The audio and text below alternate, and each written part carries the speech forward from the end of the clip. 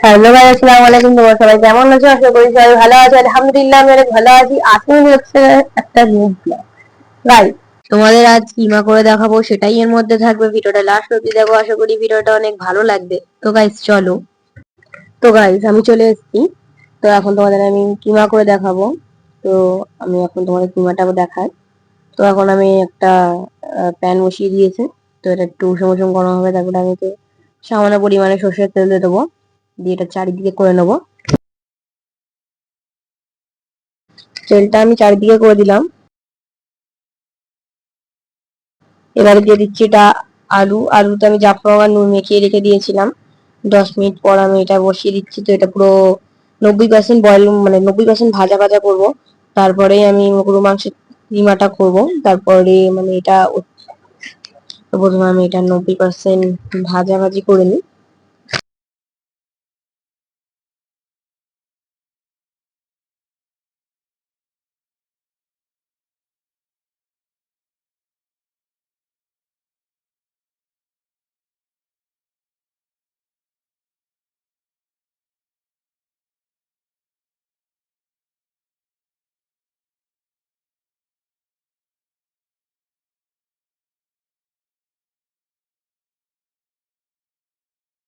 তো গাইস আলুটা ভাজা হয়ে গেল।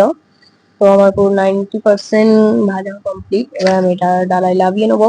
তারপরে এবার করবো গরু মাংসের যে কিমাটা করেছি, কিমাটা সেটা এখন কমপ্লিট করবো, সেটা তোমার আমি দেখিয়ে দিচ্ছি।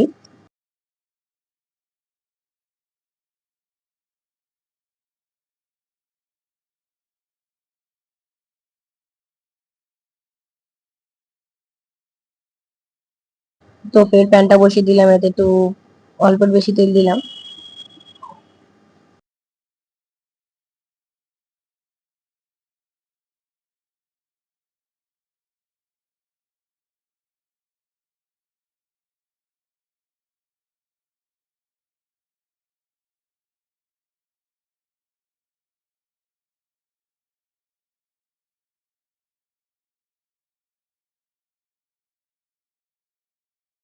তো এতে এবার আমি পেঁয়াজটা দিলাম, পেঁয়াজটা দিয়ে ভালোভাবে লাল করে নেবো। তারপরে দিয়ে দেবো আদা রসুন পেস্ট। তো তোমরা সবাই দেখো আমি কি কি মশলা দিই।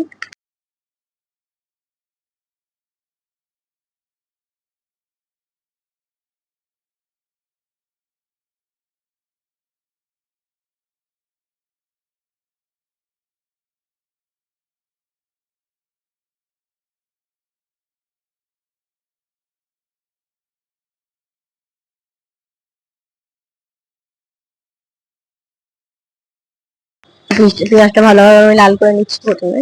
তারপরে এতে দিয়ে দেবো আদা রসুন পেস্ট।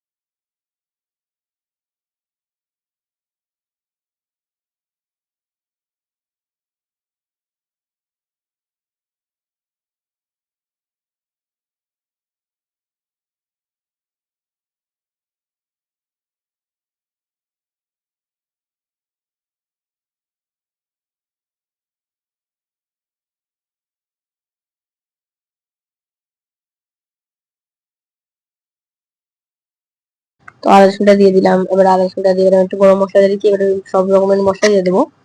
এবারে কি কি মশলা দিচ্ছি তোমাদের দেখিয়ে দিচ্ছি। প্রথমে আমি দিয়ে দিলাম গরম মশলা, তারপর দিয়ে দেবো ঝালের গুঁড়ো, হলুদের গুঁড়ো।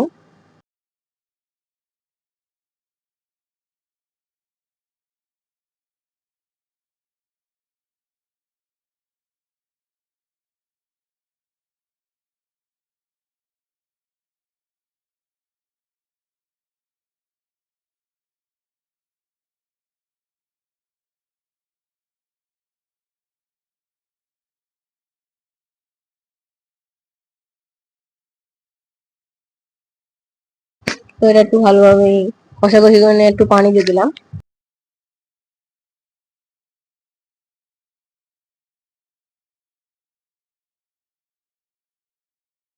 তো গাইস এখন মশলাটা একটু তো তেল ছাড়বে, তারপরে আমি এতে দেবো কিমা। কিমাটা দিয়ে ভালোভাবে কষাকষি করে নেবো। তো মশলাটা একটু পানি মরে তেলটা ছাড়ুক ততক্ষণে।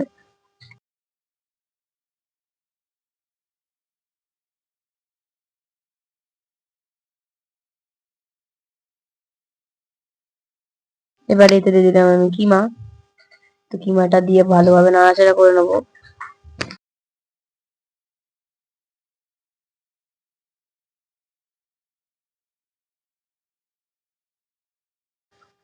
তো ভালোভাবে আমি এখন নাড়াচাড়া করে নিলাম।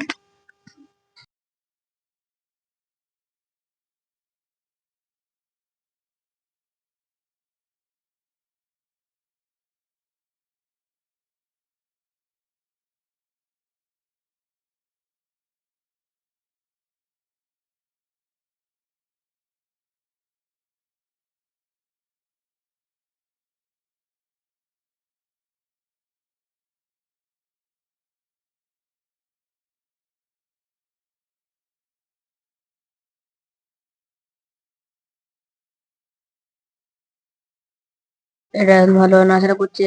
তারপর এতে আমি একটু সামান্য নুন দিয়ে দেবো, কারণ এটা গরুর কাঁচা মাংস, তাই এতে নুন দিলে পানি ছাড়বে আর আমাকে বারবার পানি দিতে হবে না। তো এটা আমি ভালোভাবে এখন কষাকষি করবো যতক্ষণ না এইটা একটু শুকনো শুকনো হচ্ছে।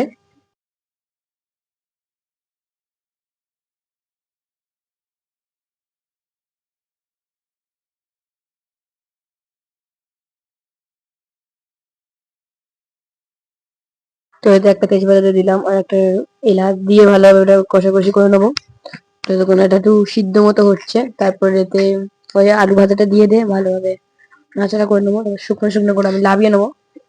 এখন আমি বলে এলাচটা দিয়ে দিই যাতে এতে সেন্ট হয়।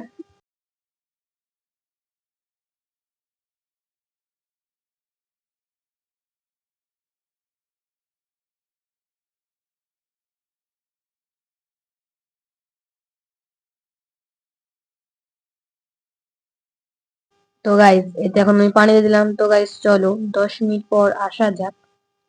তো দেখো এখন পুরো শুকনো শুকনো হয়ে গিয়েছে। ফের আমি এতে অল্প পানি দিয়ে দেবো, কারণ এখন এটা অনেক সিদ্ধ হয়নি, সিদ্ধ বাকি আছে। পানি দিয়ে তারপরে এতে আলু দিয়ে দেবো। তো এটা আমি কিছুক্ষণের জন্য ভাজা ভাজা হতে দিই। তো গাইস দেখো এবারে আমি এতে আলুগুলো দিয়ে দেবো, দিয়ে ভালোভাবে নাড়াচাড়া করে নেবো।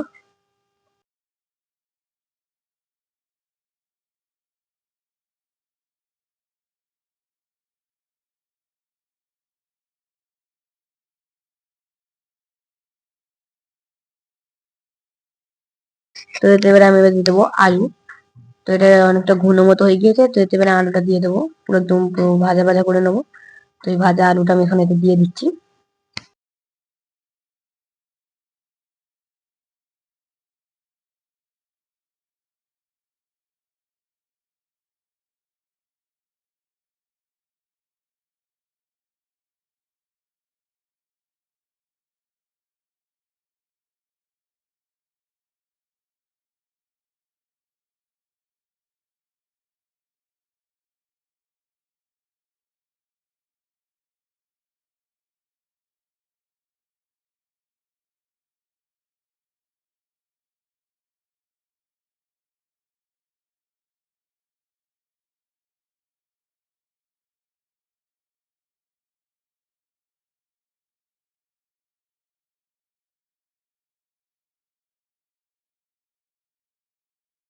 তো এটা এখন নাড়াচাড়া করে নিচ্ছি যতক্ষণ এটা শুকনো হচ্ছে। তো গাইস দেখো এটা পুরো কমপ্লিট হয়ে গেল। তো আর একটু ভালোভাবে কষাকষি করে নিলেই হয়ে যাবে। তো ভিডিওটা আমি এখানে শেষ করলাম। তোমাদের ভিডিওটা কেমন লাগলো আমাকে অবশ্যই কমেন্ট করো। বাই। লাস্ট সাথে আমাকে লাস্টে পিকটা দিয়ে দেবো, তোমরা কেমন হলো আমাকে কমেন্ট করো।